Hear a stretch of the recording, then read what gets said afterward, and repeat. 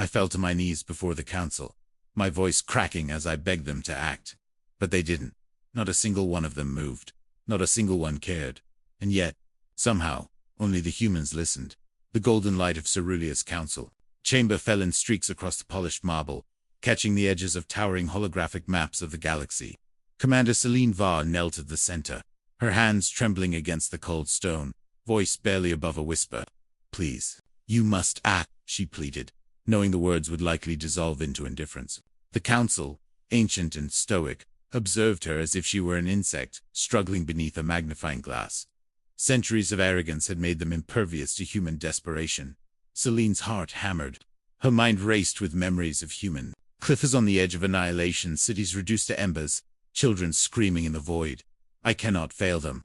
I cannot let their lives be counted as irrelevant. Behind her, Dr. Cale Aaron's pale fingers hovered over the console, projecting the colony maps. His quiet voice, a tether to reason. "Celine, their protocols are chains. They cannot see what is in front of them. But we can." Lieutenant Rian, Death leaned casually, though his eyes betrayed a storm of nerves. "If they won't act, we will," he said, half smile mask intention. A council member's voice, calm and detached, broke the silence. "Your plea is noted, human, but intervention is unnecessary. Protocol forbids action." The words were a dagger. Celine swallowed hard, forcing herself to remain upright. They are blind. They are deaf. And yet, they think themselves wise. The chamber faded as Celine's mind shifted to the frontier colonies. Ships scrambled through darkened nebulae. Explosions streaked across planets, and human settlements burned under alien bombardment. Celine commanded the fleet with unwavering focus, coordinating strikes, evacuation corridors, and defensive maneuvers. Every jump through space was a gamble. Every decision weighed with the potential for countless lives lost. Cale's scientific predictions guided them, while Rian's daring piloting skirted destruction by milliseconds. Amid the chaos, Celine's inner monologue surfaced. "They called us children. They mocked our courage. But courage is not a title. It is action. And if they will not act, humanity must." Twists punctuated their journey. One council member, secretive and cautious, transmitted coded support, sending critical intelligence to Celine's fleet. It was a fragile lifeline, yet enough to turn the tide in small but vital ways. A traitor lurked within the human fleet, sabotaging supply chains and threatening morale. Celine's sharp mind caught the deception just in time, forcing her to make a gut-wrenching decision: sacrifice a portion of her fleet to save the rest.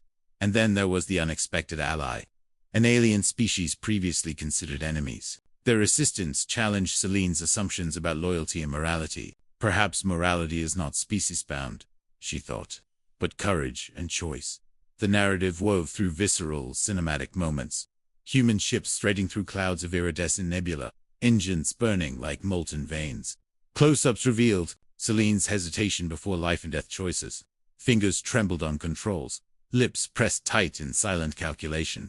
Rian's humor punctuated moments of tension, a human touch against the backdrop of galactic destruction. "Relax, Commander," he quipped as enemy fire ripped past their shields. "They can't hit what they can't see." Well, mostly. The climax approached as Celine faced the ultimate moral dilemma: obey the Council and allow a sentient alien species to perish, or defy the very beings who dictated interstellar law. Her inner dialogue screamed with the weight of centuries of expectation. "We are human. We judge not by rank or title, but by conscience. We act." With Cale and Rian at her side, she chose action, humanity's action alone. The ensuing battle was cinematic in scale. Starships cut through enemy formations with precision, lasers illuminating the darkness, explosions scattering like fireworks. Human ingenuity shone. Decoy maneuvers, calculated sacrifices, an unprecedented use of alien technology revealed through their new ally. Each scene pulsed with tension. Crew members risked everything, and the emotional stakes were tangible. Finally, as the last enemy ship fell, Celine allowed herself a breath. The Council, watching remotely, could only witness what humanity had accomplished.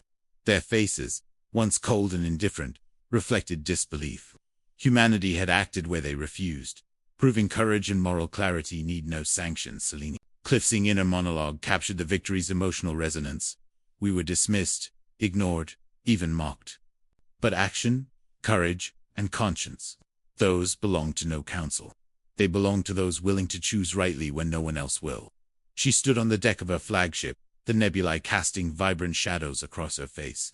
The fleet, battered, but triumphant, reflected the indomitable human spirit, a spirit unbowed, unbroken, and resolute. The story ended not with applause or recognition, but with quiet vindication. Humanity had proven its worth, reshaping the galaxy's moral compass and leaving the council humbled. Celine gazed into the void, a subtle smile forming. They will remember us now. Perhaps not today, perhaps not tomorrow, but they will remember.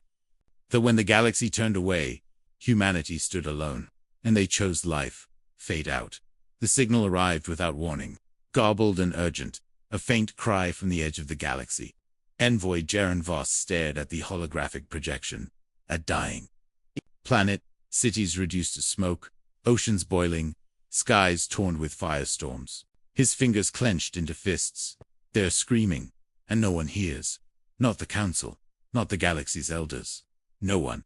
The council's chamber, bathed in cold, sterile light, was filled with their usual arrogance. Shadows stretched across the polished floor as officials leaned back in their chairs, indifferent. This is not our concern, one intoned. Another smirked, murmuring about humans' incapacity to understand interstellar ethics. Jaren's jaw tightened. He had lost too much already, his family, swallowed by bureaucratic delay during a previous crisis. I will not let that happen again. If the council won't act, we will. Behind him, Lieutenant Mara Sin's eyes flicked between the projection and her console, calculating faster than any council member could. AI companion Lux hovered nearby, its voice a mix of dry humor and moral observation. Humans always overreact. Envoy, perhaps this is your most audacious overreaction yet. Jaren shot the AI glare.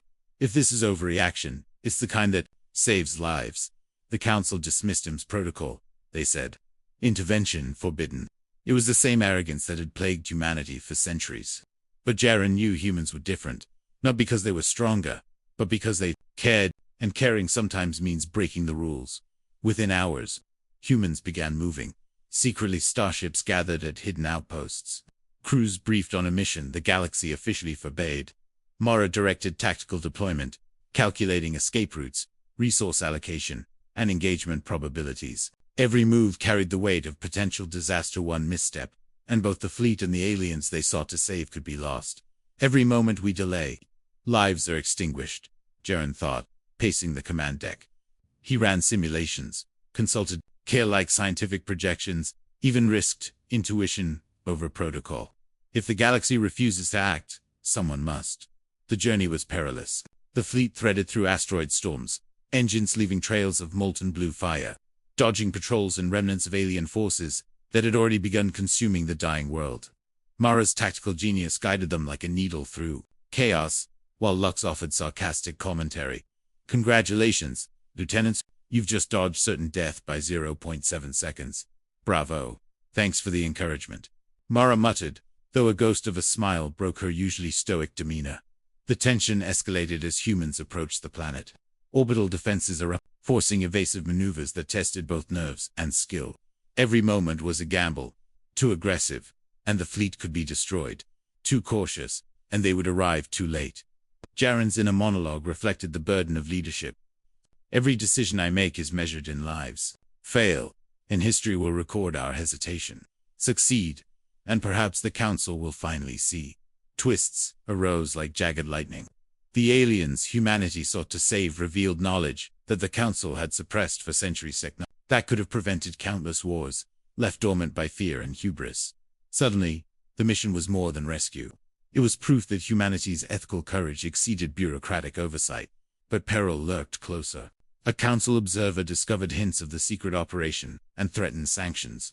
Espionage, sabotage, and moral compromise loomed, forcing Jaren to make choices that weighed ethics against survival. Do we save lives at the risk of war with the galaxy's governing body, or do we obey rules that allow death? The answer, Jaren knew, was clear. Humanity's morality was not a suggestion, it was a mandate. Cinematic moments heightened the suspense. Jaren silhouetted against the cold light of council holograms. Human ships slicing through asteroid storms with engines igniting clouds of cosmic dust. Mara issuing precise commands as chaos swirled. Explosions flared across the dying planet, casting shadows across the deck and onto faces strained with tension. Inner monologues revealed doubt, guilt, and determination, balancing the external action with deep emotional resonance. The climactic rescue unfolded in stages. Shuttles pierced planetary defenses, dodging orbital turrets and collapsing infrastructure. Mara coordinated landing zones while Jaren negotiated with disparate alien survivors, balancing urgency with diplomacy. Lux added subtle humor to alleviate tension. I do hope you humans know what you're doing.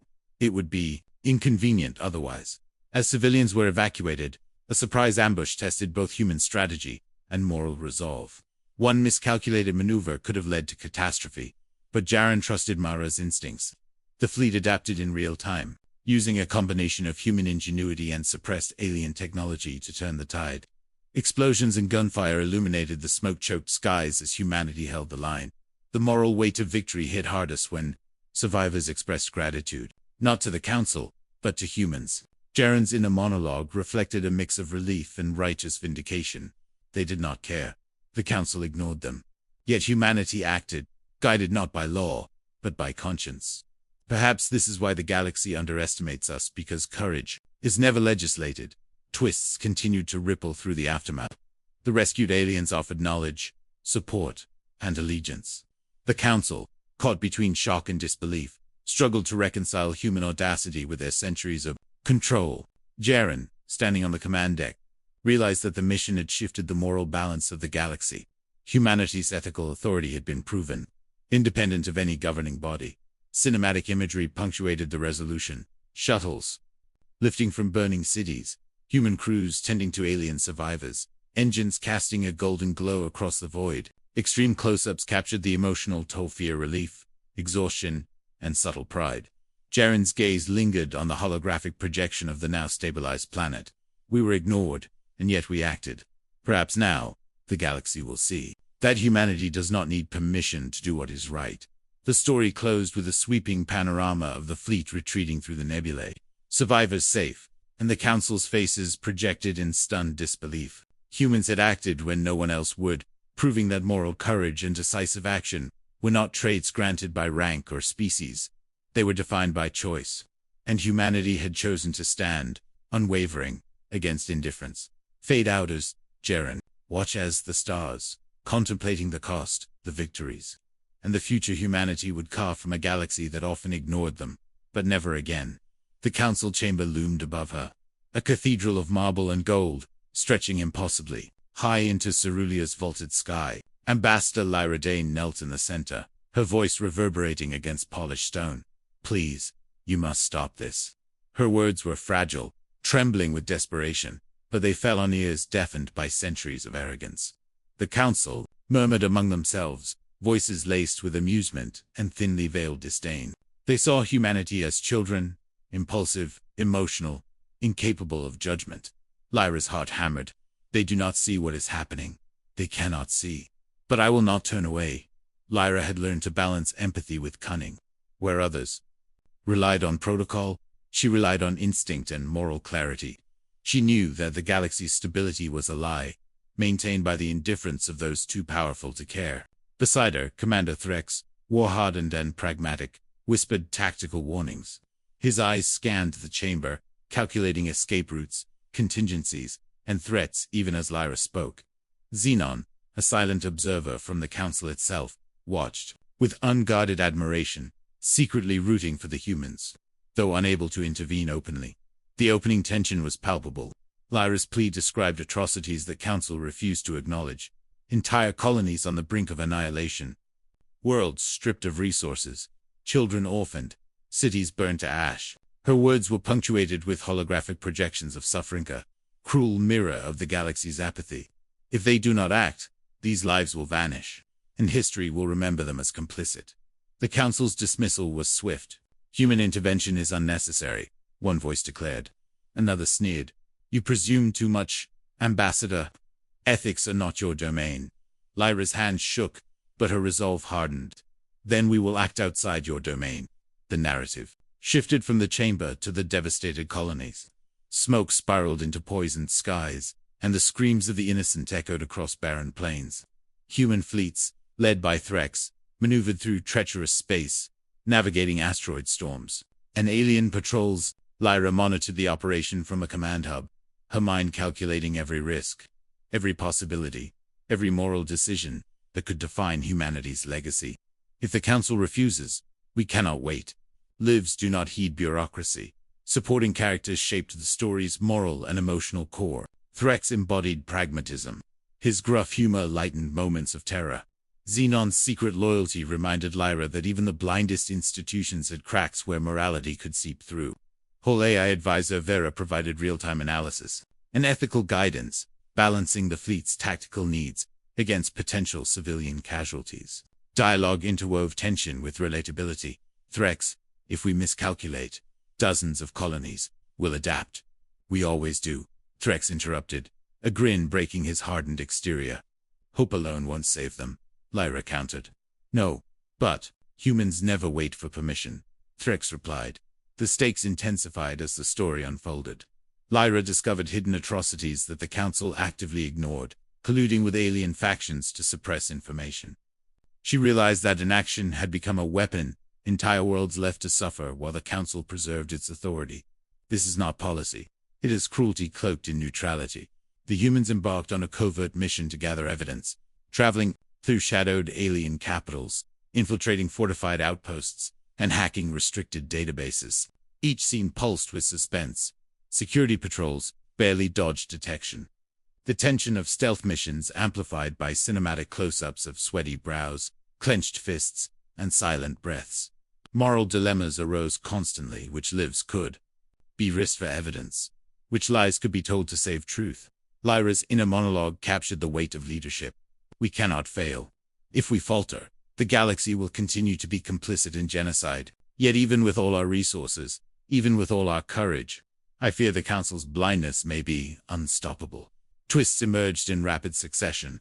A supposed ally within the Council betrayed the humans, leaking information that endangered colonies. Lyra faced a heart-wrenching choice: pursue vengeance and risk exposure, or prioritize lives above personal justice. Her moral compass forced restraint. Justice is not for us alone. It is for those who cannot protect themselves. The human fleet pressed forward, engaging in high-stakes tactical operations. Nebulae glowed with the flares of plasma fire. Ships weaved through collapsing debris, and laser volleys carved streaks of light across the void. Mara's strategic brilliance, reminiscent of Outline 2, synchronized perfectly with Threx's battlefield intuition. The cinematics of battle were vivid, camera pans across debris-strewn orbits, explosions illuminating faces straining with resolve, ships twisting in impossibly tight maneuvers. Amid chaos, human ingenuity shone brightest. Using a combination of suppressed alien technology and rapid improvisation, they turned near-impossible missions into decisive victories. Each success highlighted the contrast between human flexibility and the Council's rigid dogma. Lyra's inner monologue emphasized the emotional stakes. We act because we must. We act because we can. And perhaps that is the very reason humanity will survive where the rest of the galaxy hesitates. The climax was a masterclass in moral and narrative tension. Lyra confronted the Council remotely, presenting irrefutable evidence of atrocities, alongside proof of humanity's successful interventions. She alternated between desperation, fury, and moral clarity. Look at what you ignored. Look at what we have done. You called us children. You called us naive. Yet here, in the ruins of your inaction, humanity has chosen right over fear, action over indifference. Cinematic moments punctuated her speech, the holographic projection of rescued colonies, civilian aliens cheering in liberated cities, fleets returning battered but triumphant. Close-ups captured Lyra's tearful determination, Threx's pride, and Xenon's conflicted awe. Even subtle humor threaded through. Tension, Vera quipped during battle analysis. Humanity never does anything quietly, do they? The resolution explored ethical and emotional payoffs. The Council, stunned and humbled, could no longer dismiss human moral authority. Lyra's choice to act decisively without approval reshaped interstellar perceptions. Courage, conscience, and ethical action proved more powerful than protocol and hierarchy. Twists in the aftermath deepened engagement. Hidden conspiracies unraveled, revealing factions within the Council who had suppressed critical information. Allies once considered enemies aligned with humanity. expanding the galaxy's perception of moral complexity. Lyra reflected in quiet moments, silhouetted against the stars. We have acted where others would not. We have chosen life, even when the rules forbade it. Perhaps that is the measure of humanity, to act rightly, even when no one is watching. The story ended with a sweeping cinematic sequence. Fleets gliding through nebulae, rescued colonies illuminated under alien suns. Lyra standing on the bridge of her flagship, and the council projected in the void, humbled and silent. Emotional arcs resolve with a balance of triumph and reflection, leaving viewers satisfied yet contemplative. The cost of action weighed against the morality of inaction, the courage to stand when all else fails, and the enduring resilience of human ethics. Fade out with Lyra, gazing into the void, whispering softly, "The galaxy may be blind, but we have opened our eyes." The council chamber on Cerulia was vast, a cathedral of stone and metal, bathed in muted golden light that reflected off polished floors stretching into infinity. Envoy Rainicore knelt at the center, her hands pressed against the cold marble, chest rising and falling with the weight of desperation. Around her, the council watched impassively, their expressions unreadable masks, honed by centuries of governance. "Please, see what I see, hear what I hear. Act before it is too late." Her voice trembled but carried across the chamber. Still, no one moved. Reyna's mind raced, recalling the scenes of destruction she had witnessed in reports, colonies torn apart by alien incursions, families displaced, worlds burning under bureaucratic inaction. If they will not act, then we must. Her fingers clenched, nails leaving marks on the cold marble, a tactile reminder that she had agency even if the council did not. Beside her, Tactician Jorvon's voice was quiet but firm. "Reyna, do not lose focus.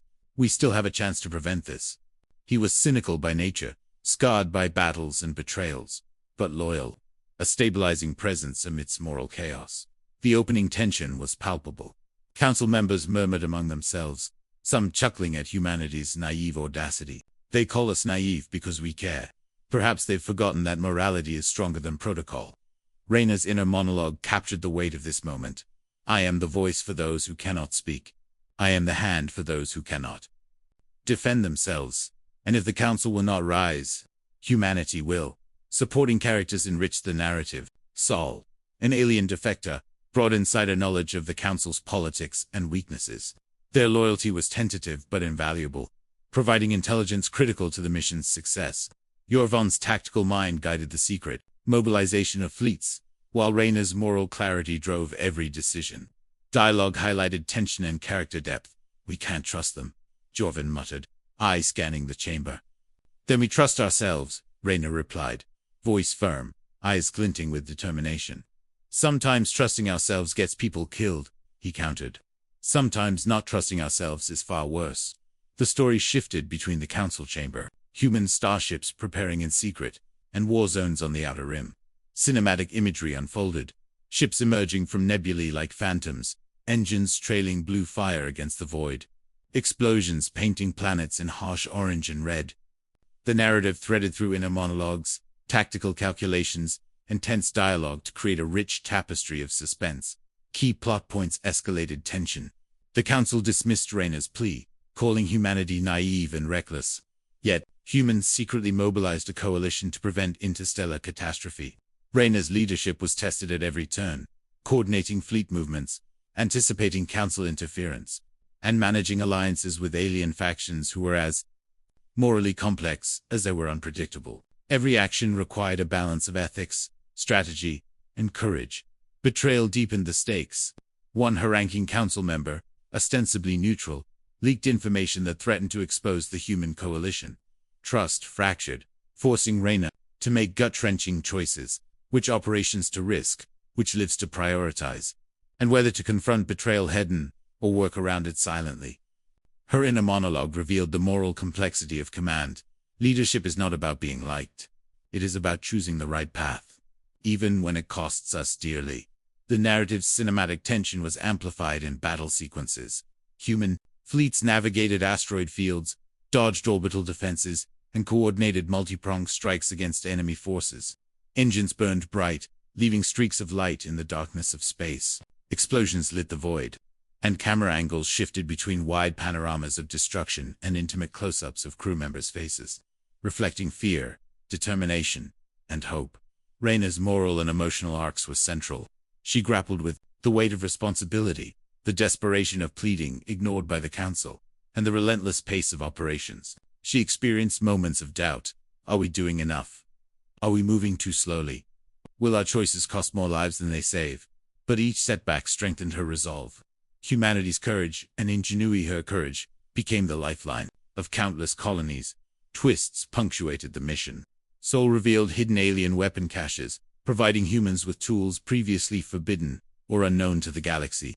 The Coalition faced ambushes from rogue factions, testing both tactical skill and ethical discipline. Reyna made daring choices, sacrificing ships to save civilians, negotiating with hostile aliens, and defying the Council's mandates while maintaining moral clarity. Sometimes doing what is right looks reckless to those who do not see the whole picture. The climax was a sweeping, cinematic convergence of strategy, emotion, and moral resolution. Human fleets executed a coordinated assault to save multiple colonies simultaneously. Reyna directed operations from the command deck. Holographic maps projected in brilliant detail across the room. Lasers cut through the darkness, shields flared, and ships maneuvered with near-perfect synchronization.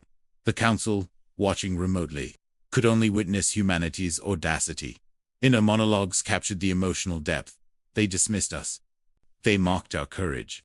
And yet, here we are saving lives where they refuse to act. Perhaps the galaxy will remember that humanity does not kneel to impossibility, but races against it. Cliff's speech emphasized the human cost. Soldiers wounded, civilians rescued. Decisions made in seconds that shaped destinies. Subtle humor threaded through tension. Yorvin quipped during a heated tactical briefing. If we die, I expect a commendation posthumously. Preferably with coffee. Reyna's rare smile broke the darkness, reminding viewers of humanity's resilience even in the face of overwhelming odds. The resolution emphasized moral authority and vindication. Humanity's actions not only saved lives but prevented an interstellar atrocity that the Council could not foresee. The Council's faces, projected remotely, reflected stunned disbelief. Reyna's final inner monologue encapsulated the story's emotional and ethical arc. We acted when others would not. We risked what they would not. And in doing so, we proved that courage, ingenuity, and conscience belong not to rulers or bureaucracies, but to those willing to stand when all else fails. Cinematic sequences punctuated the ending. Fleets retreating through nebulae, rescued colonies basking under alien suns, and Reyna standing on her flagship, gaze fixed on the stars. Sol watched, silently, a tentative respect forming. Jorvin reviewed fleet logs, quipping softly. Well, they said it was impossible. Guess we're just stubborn humans. The story closed on a note of triumph tempered with reflection. Humanity had proven its moral authority, reshaped interstellar perceptions, and left the Council humbled, but the galaxy remained vast, dangerous, and full of challenges yet to come. Fade out as Reyna's eyes scanned the horizon of space, whispering to herself, we kneel only to purpose, never to impossibility. The chamber of the Interstellar Council was silent except for Commander Kieran Voss's voice, echoing across polished walls. How many more must die before you act? He slammed a hand on the cold table, startling even the stoic council members. Yet, as always, they remained unmoved. Eyes like polished stone, bore down on him, their expressions a mixture of patronizing pity and calculated indifference. Kieran's jaw tightened. I have delivered warning after warning, and yet, you do nothing. Kieran's mind raced, recalling countless missions where bureaucratic apathy had cost lives. Entire colonies had fallen while the Council debated morality and protocol from ivory towers. His inner monologue carried both frustration and determination. I will not be silenced. Humanity may be small in your eyes, but our conscience is mighty. Beside him, Lieutenant Anya Rowe adjusted her tactical display, her eyes scanning fleet positions and projected scenarios with clinical precision. AI companion Vera hovered nearby, her tone dry yet tinged with moral clarity. Commander, the Council seems impervious. Calculated defiance may be required. The opening tension was immediate and gripping. Kieran described the plight of a dying planet. Surface cities in flames, orbital defenses failing, Civilians trapped under alien bombardment. Holographic projections flared above the chamber. Smoke, collapsing structures, desperate faces. The council responded with the usual condescension. Human action is unnecessary, one intoned. Your interference may cause more harm than good. Kieran's inner monologue sharpened. They speak of harm, yet watch as death unfolds, unchecked. If this is prudence, then prudence is a lie. The narrative quickly shifted to human preparations. Secretly, Kieran mobilized fleets and coordinated rescue missions. Onyaro's analytical brilliance became essential, devising strategies to infiltrate alien defenses and protect civilians. Vera provided real-time analysis, highlighting weaknesses in orbital defenses and offering moral guidance. Each human decision carried the dual weight of ethics and survival: save lives or follow the Council's passive decree. Kieran's voice reflected this tension in his inner monologue. Our choices define us. We cannot wait for approval when the cost is measured in death. Cinematic tension escalated as human fleets traversed asteroid fields and uncharted war zones. Engines flared with blue-white brilliance, leaving trails of molten particles across the void. Ships twisted through collapsing debris, dodging orbital turrets and alien ambushes. Kieran's tactical mind anticipated every contingency, yet uncertainty remained constant. One miscalculation, one overlooked variable, and we all burn. Close-ups captured faces of crew members. Wide shots showed the fleet navigating cosmic hazards, and slow pans emphasized the vastness of space and the fragility of human life. Twists heightened suspense. The Council attempted sabotage, dispatching observers to interfere with human operations. Kieran detected anomalous misinformation, delayed resources, and blocked transmissions. A previously trusted neutral alien faction unexpectedly offered support, proving that morality existed outside bureaucratic approval. Kieran's inner monologue reflected cautious hope. Not all are blind. Some see what must be done, even if the Council cannot. The story's emotional core intensified as Kieran confronted moral dilemmas.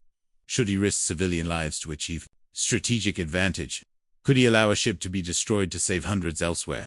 Each choice weighed heavily on him, reinforcing the theme that leadership demanded both courage and conscience. Dialogue captured tension and relatability. Commander, we have enemy fire incoming on the evacuation shuttle, Anya reported. Do we pull back? No, we move forward. Every life counts, Kieran replied, voice steady but eyes revealing inner torment. The human fleet's ingenuity was central to the narrative, using improvised tactics and suppressed alien technology. Kieran's crews neutralized orbital turrets, cleared debris-blocked paths, and coordinated multi-pronged rescues with near-perfect timing. The suspense was cinematic, engines igniting, shields flaring, lasers cutting streaks across the void. The inner monologue emphasized both fear and hope. Every life saved is a testament to humanity's will. Every victory defies the indifference of those who would watch passively as the climactic operation unfolded. The Council watched in stunned disbelief. Kieran's fleet executed a coordinated maneuver, simultaneously rescuing civilians from orbital bombardments and neutralizing alien forces threatening the planet's surface. Ships darted through collapsing structures, plasma fire illuminated debris, and holographic overlays projected real-time battlefield analysis. Subtle humor interwove with tension. Vera commented, "Commander, if I had a heart, it would be racing, but then again, I am an AI, so I do not." Kieran allowed himself a fleeting smirk, the briefest reminder of humanity's ability to find levity amidst crisis. Moral stakes peaked as Kieran faced a heart-wrenching choice: abandon a damaged colony to save another, or risk both for the chance to rescue all. He paused, fingers hovering over the console, sweat beading his brow. His inner monologue captured the tension. Inaction is not an option, yet every action carries weight. Yet humanity must act. He chose the perilous path, trusting the skill, courage, and ingenuity of his crews. The result was near catastrophic but ultimately successful. Civilians were saved, ships returned battered but victorious, and the Council was forced to acknowledge the moral authority of human action, though grudgingly. The resolution emphasized ethical and emotional payoffs. Kieran reflected on the triumph tempered by loss. We acted where others would not. We risked where others hesitated. Humanity's conscience is not granted by authority. It is exercised by courage. Cinematic imagery punctuated this. Fleets retreating through glowing nebulae. Survivors cheering from liberated colonies, close-ups on crew members' exhausted yet relieved expressions, and the Council's faces projected in stunned silence. Twists. In the aftermath solidified narrative engagement. The neutral alien faction pledged allegiance to humanity, validating the mission's ethical choices. The Council, caught between shock and reluctant respect, faced the undeniable truth. Human morality and ingenuity could not be ignored. Kieran's voice closed the narrative with reflective weight. The galaxy may have turned its eyes away, but we did not. And in that choice, we defined the future. Subtle cinematic cues carried emotional resonance. Wide shots of fleets under alien suns, the flickering glow of human engines against void darkness, and intimate close-ups of crew members, embracing survival. The interplay of suspense, action, and morality created an immersive viewing experience. Fade out with Kieran, watching the stars from his command deck, whispering softly, "We are not here to be ignored. We are here to act." The warning came. Too late for most. A deep space sensor array detected the anomaly, a star collapsing, rippling across nearby systems with destructive gravitational waves. "Emergency transmission," Diplomat Sullivan whispered, staring at the holographic readouts. And yet, the galaxy ignored it. He leaned back in his chair, jaw tight. The Council, as always, dismissed the threat. Their logic, statistical, improbability, risk assessment, and bureaucratic procedure. But sometimes, the improbable is inevitable. Sometimes, only courage can act where rules fail. Seller's mind traced the paths of failure he had witnessed for decades, destroyed while leaders debated ethics from ivory towers. His inner monologue was a mixture of despair and awe. "I have watched the galaxy look the other way, and only the humans moved." Beside him, daring pilot Lyra prepared her squadron for immediate departure, engines humming with restrained power. Medic Thal checked emergency medical systems, ensuring they could handle the worst. AI advisor Quan ran simulations in real time, offering efficiency and ethical guidance. Together, they formed a fragile but effective team. The opening hook was immediate. Humans were the only ones responding. Council chambers sat empty of concern. Alien bureaucrats debated whether intervention was necessary or prudent, oblivious to the lives at stake. Seller's inner monologue reflected disbelief. How can they be so blind? How can they ignore the cries of billions? The scene transitioned from the indifferent halls of power to the human fleets poised at the edge of collapsing systems. Cinematic imagery, ships lined against the dark void, engines glowing against nebulae. The cold reflection of starlight bouncing off hulls. Supporting characters deepened the emotional stakes. Lyra, brash but fearless, personified human courage under pressure. Thal, compassionate and steadfast, reminded Seller that even in crises, humanity's moral compass must guide action. Quan's analytical insight balanced intuition with ethics, providing guidance when decisions became morally gray. Dialogue captured tension and relatability. "Seller, we can't hold orbit with those engines. They'll fry if we stay any longer." "We don't have a choice," Seller replied. "People are still alive out there. We act now or never." "Then let's pray our improvisation is enough," Quan commented dryly. The narrative tension escalated as human forces executed daring maneuvers, navigating asteroid storms and collapsing orbital debris. Lyra piloted craft through near-impossible corridors, dodging gravitational anomalies. Every ship movement carried suspense, shields flaring against plasma bursts, hulls groaning under pressure, laser volleys illuminating the darkness of space. The story's cinematic potential was high, with wide pans of fleets weaving through collapsing systems and intimate close-ups on crew faces, straining with fear and determination. Twists heightened drama. The humans discovered a hidden threat, rogue alien factions exploiting the collapse for territorial gain. The Council had overlooked these factions entirely, blinded by their assumptions. Seller's inner monologue captured moral urgency. They ignored the warning. And yet, here lies the consequence. Only humans dared to intervene. Only humans can avert this disaster. The story balanced moral dilemmas with action. Should humans risk their own lives to save alien populations? Could they justify losses to prevent mass destruction? Every choice was a high-stakes gamble, blending courage with conscience. Cinematic tension was amplified by simultaneous operations, evacuation of civilian habitats, disabling of rogue weapon systems, and coordination across multiple fleets.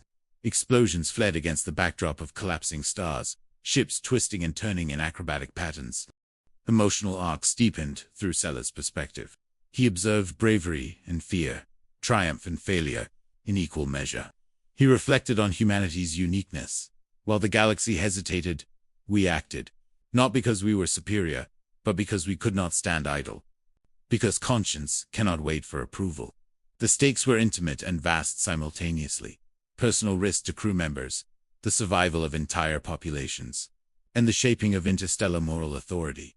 Cinematic sequences captured suspense. And, Cliff ups. Lyra's hands on the control console, sweat beading on her brow. Thal administering emergency care under fire. Wide shots. Fleets maneuvering through collapsing space structures. Ships casting long shadows across shattered asteroid fields. Slow-motion moments punctuated critical choices. A crew member diving to seal a breach. A pilot firing a precise shot to disable a weapon just in time. Subtle humor threaded through tension. Quan quipped, "If only they saw us, they might take notes." Seller allowed himself a small, wary smile, rare moment of levity amidst chaos.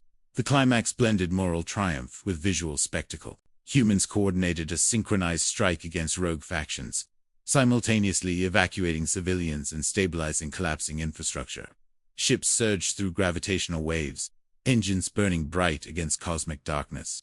Lives hung in the balance with every maneuver, and Seller's inner monologue captured the weight of leadership. We cannot fail.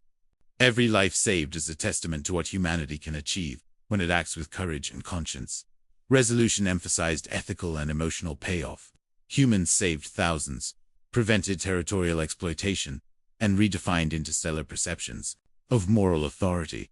The Council, witnessing the outcome, could no longer dismiss human intervention. Seller's reflection framed the story's moral. We acted when all others hesitated. We saved lives when rules forbade action. Only humans listened, and that alone may determine the galaxy's future. Cinematic sequences punctuated the ending. Fleets gliding through nebulae, rescued civilians gazing up at alien suns, close-ups on exhausted yet victorious crews. Seller, standing on the command bridge, watched stars stretch into infinity. Lyra and Thal exchanged quiet smiles. Quan continued, monitoring with analytical precision, and the Council appeared on holographic screens, humbled and silent. The final inner monologue resonated with triumph and reflection. Conscience does not ask permission. Courage does not wait. Humanity acts because it must.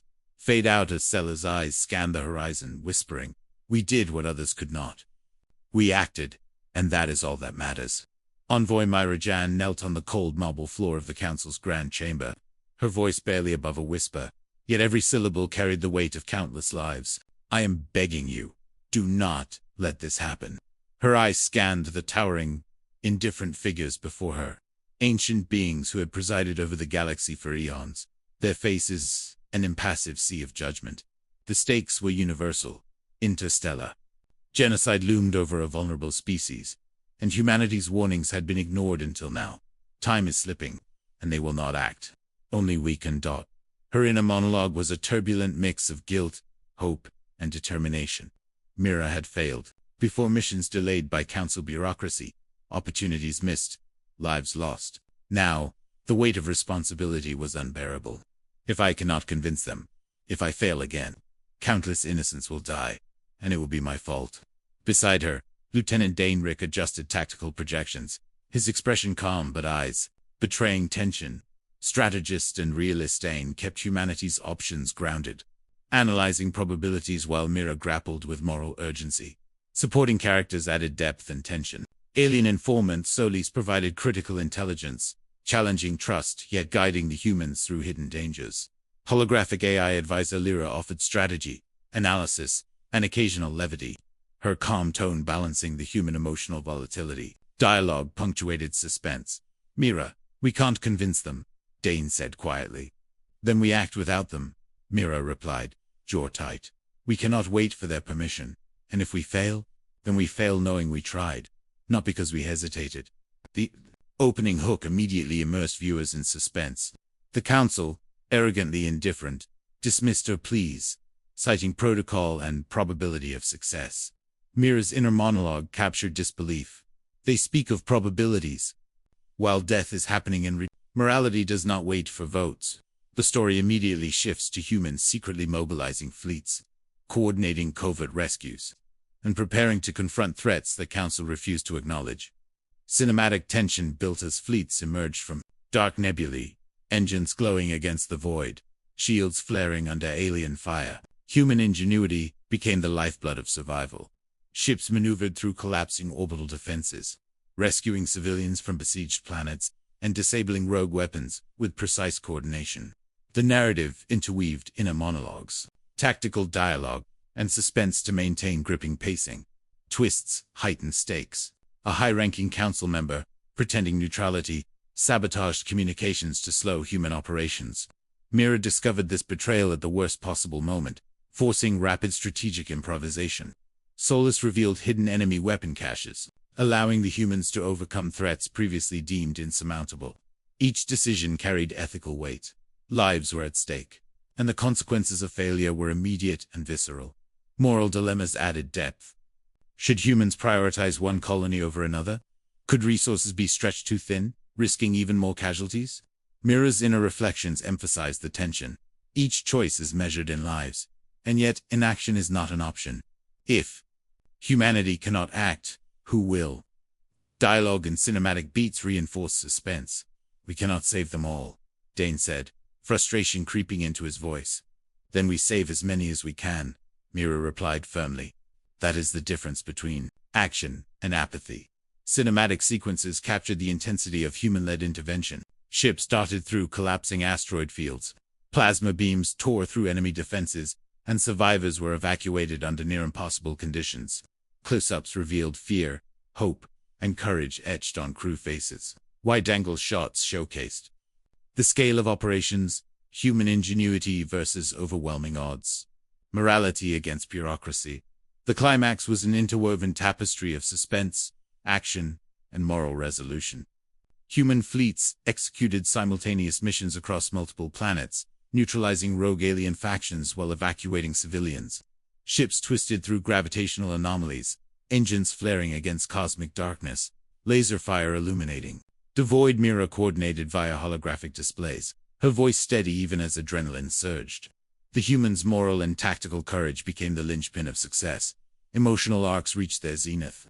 Mira reflected on humanity's unique role. We were ignored, we were dismissed, and yet, we acted.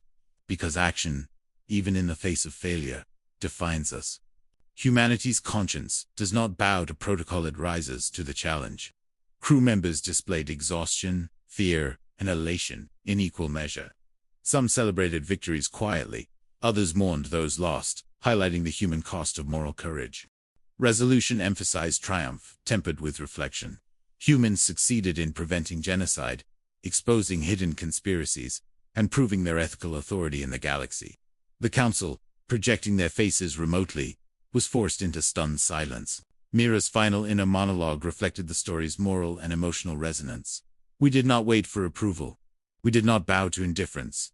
Humanity listened, acted, and saved lives that no one else would. Cinematic sequences underscored the emotional closure, fleets retreating through glowing nebulae, survivors gazing at alien suns, exhausted but alive. Solus and other allies quietly acknowledged human leadership, their respect earned through action rather than authority. Holographic AI Lyra offered a small note of levity. Perhaps next time, the Council will listen first. Mira allowed herself a faint, wary smile, a rare moment of relief and affirmation of the human spirit. Fade out as Mira stands on the command deck, gaze fixed on the stars, whispering softly, "We acted when the galaxy turned away. We are humanity. And that is enough."